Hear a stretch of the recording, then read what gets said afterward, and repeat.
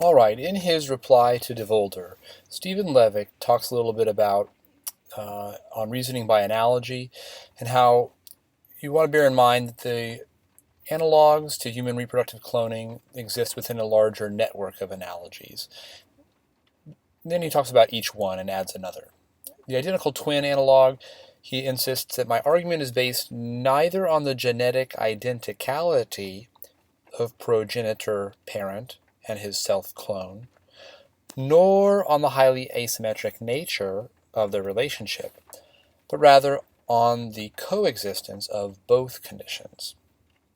When considering the other analogies, brief replies are given to the assistive reproductive technology analog, the parent-child resemblance analog, and the replacement child analog. In her reply, in conclusions, one of the circumstances that Devolder mentions is represented in another analog called the child of the famous analog, one of three human reproductive cloning analogs that space constraints precluded including in full in the normal length article. So what is this child of the famous analog? Well, briefly, it's this idea. A person may desire fame in order to attain a kind of immortality. Some might want to further immortalize themselves through self-cloning. And then individuals in the general public not uncommonly relate parasocially to celebrities and other famous people, blurring the distinctions between the person they think they know and the actual person.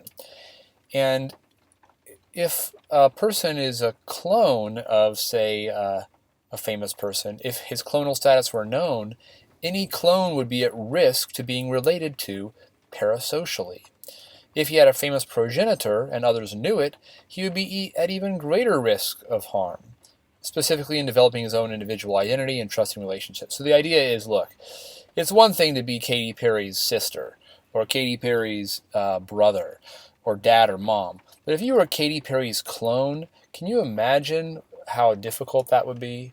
How difficult your life would be if everybody was expecting you to be like that famous person?